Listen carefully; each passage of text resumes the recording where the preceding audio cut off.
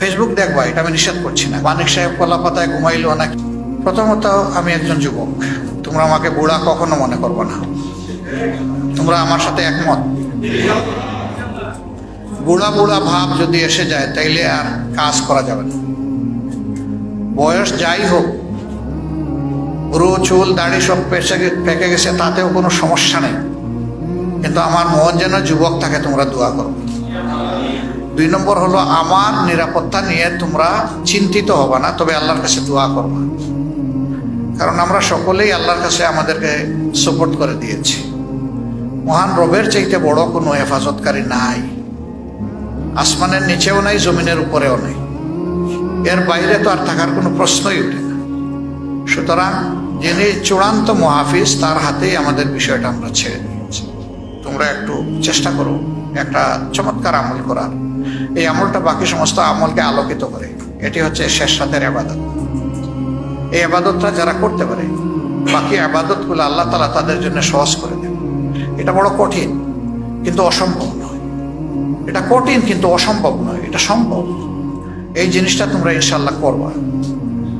Facebook পড়ে না থেকে ফেসবুক দেখবা, এটা আমি নিষেধ করছি না। কারণ সোশ্যাল মিডিয়া এখন অনেক শক্তিশালী ব্যাপার। এখানে দেখতে হবে তোমার পক্ষে কি বিপক্ষে কি, পক্ষেরটাকে কিভাবে প্রমোট করবা, বিপক্ষেরটা তুমি কিভাবে মোকাবেলা করবা, তুমি না দেখলে বুঝবা কিভাবে। কিন্তু সারাদিন পড়ে থাকা, রাতের একটা দীর্ঘ সময় পড়ে থাকা, এটা থেকে বের হয়ে আসতে হবে। এটা আমাদের অনেক ক্ষতি করে ফেলতেছে। মেধার ক্ষতি, সময়ের ক্ষতি, স্বাস্থ্যের ক্ষতি, চিন্তার ক্ষতি, নৈতিকতার ক্ষতি।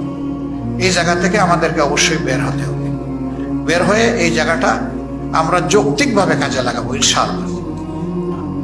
আমার আখের কথা, সময় আল্লাহ তাআলা সবসময় অনুকূল হাতে এনে দেন না। সময়ের কাজ সময়ই করতে হয়।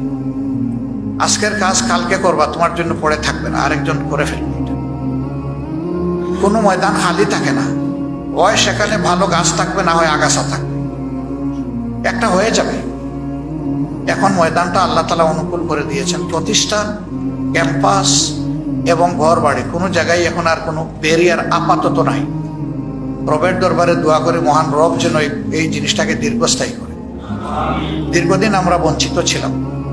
ক্যাম্পাসে তোমরা দাওয়াতটা দিতে পারো নি, অনেকে ভালো করে নামাজটাও পড়তে পারে। সেই রকম একটা ভীতির সংস্কৃতি সেখানে চালু করে রাখা হয়েছে।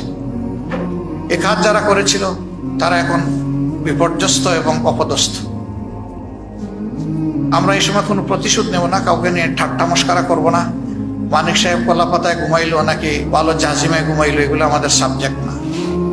মাঝে মাঝে আমি এগুলো দেখি, তোমাদের পক্ষ থেকে হয়ে যায়, এটা আসলে আল্লাহর দরবারে পছন্দনীয় বলে আমি মনে করি না। কোনো মানুষই বিপদে পড়ছে, তাকে নিয়ে টিস করা ঠিক না। পরে আল্লাহর হাতে সাপোর্ট করে দাও, সংশোধনের সুযোগ তাকে সেটা করে দাও, না তাকে চুপ করো। এই যে আমরা ট্রল করি মানুষ মরার পরে এবং এই ধরনের বিপদে পড়ার পর, এটা ভালো জিনিস না। তুমি আরেকজনকে অপমান করবো, সেটা তোমার দিকে ফিরে আসবে। ইসলামী মহলের ব্যাপারে আমাদের তীব্র আকাঙ্ক্ষা যে আমাদের একটা ঐক্য হওয়া দরকার, কর্মের ঐক্য, চিন্তার ঐক্য। কিন্তু সেই আমরাই আবার ওদেরকে দিয়ে কেউ একটু খুশা দিল আমাদেরকে, বস আমরা ফুঁসে উঠলাম। এটা করা যাবে না। তোমরা নিজেরা করো না, আমি এটা বিশ্বাস করি, কিন্তু আমাদের সহকর্মীরাও যাতে না করে সেই দিকে সতর্ক দৃষ্টি রাখতে হবে। আমাদের কিছু ওলামায়ে কেরামও আছেন যারা মাঝে মধ্যে এগুলাতে জড়ায় পড়েন, কিন্তু এটা ফিতরতান কিছু ব্যাপার আছে। মানুষের ফিতরত সহজে পরিবর্তন হয় না। আমরা দফায় দফায় দৃষ্টি আকর্ষণ করার পরেও দেখেছি যে একই ব্যক্তি আবার বারবার একই ধারায় তিনি ভুল করতেছেন। একদিকে আপনি ঐক্যের আকাঙ্ক্ষা পোষণ করবেন, আর একদিকে সামান্য গুনাহাতা আপনি মানে এড়িয়ে যাবেন না, এটা তো হয় না। মুমিন তো সেই যে তার ভাইকে ক্ষমা করে দেয়, রাতে ঘুমাবার আগে বলে, আল্লাহ আমি তোমার গুলামকে ক্ষমা করে দিলাম, এর উসিলায় তুমি আমাকে ক্ষমা করে দাও। সেই তো মুমিন। এই জন্যে মুমিনগণ যেন পরস্পরের প্রতি ঝগড়া বিবাদে আর লিপ্ত না হয়, এটার কবর রচনা হয়ে যাওয়া দরকার। এই বিষয়গুলো তোমরা খেয়াল রাখবা ইনশাআল্লাহ।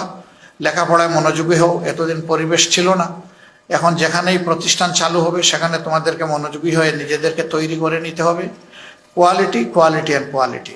এই quality both materialistic and spiritual, এই দুই দিকের কোনোটাই কম্প্রোমাইজ করা যাবে না। দুইটা সমান তালে আমাদেরকে অ্যাচিভ করতে হবে। আল্লাহ আমাদেরকে তৌফিক দান করুন। আসসালামু আলাইকুম ওয়া রাহমাতুল্লাহ।